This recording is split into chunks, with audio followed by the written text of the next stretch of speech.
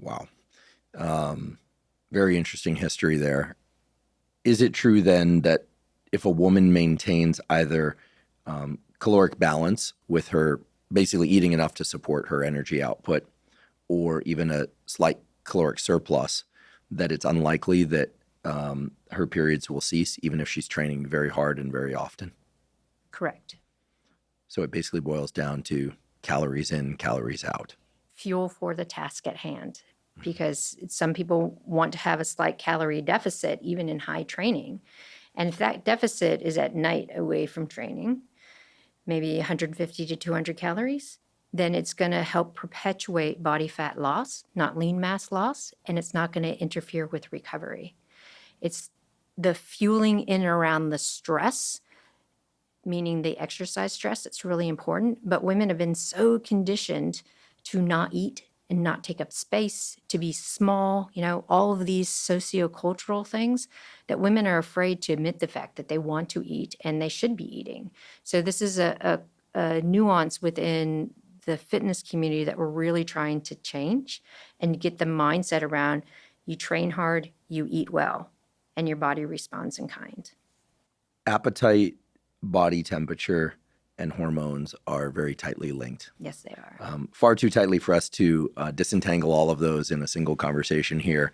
But as you're describing the urgent need for women to fuel enough with the proper fuels, to train hard enough to stimulate the correct adaptations that they need, I imagine that the shift in appetite and body temperature that occurs across the menstrual cycle is also going to play into this. Meaning there will be phases of the menstrual cycle where women will be just naturally less motivated to eat enough carbohydrate, enough protein in order to get the most out of their training.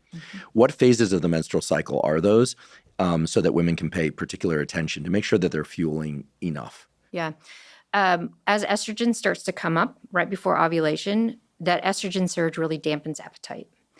It also has an interplay with our appetite hormones, which is part of the reason why we don't have that great of an appetite.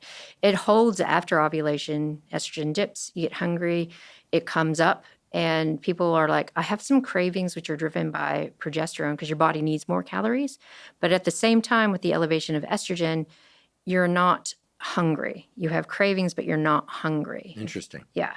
So it's trying to disconnect those. It's like your appetite is something that will come back, of course, once you eat.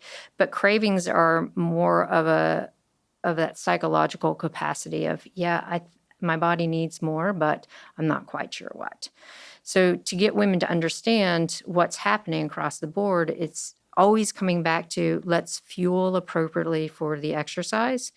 And even if you're not hungry, if you are fueling appropriately at that point in time, if you end up with less, at least you've stopped that breakdown state, that catabolic state. So we don't get those perturbations in the hypothalamus.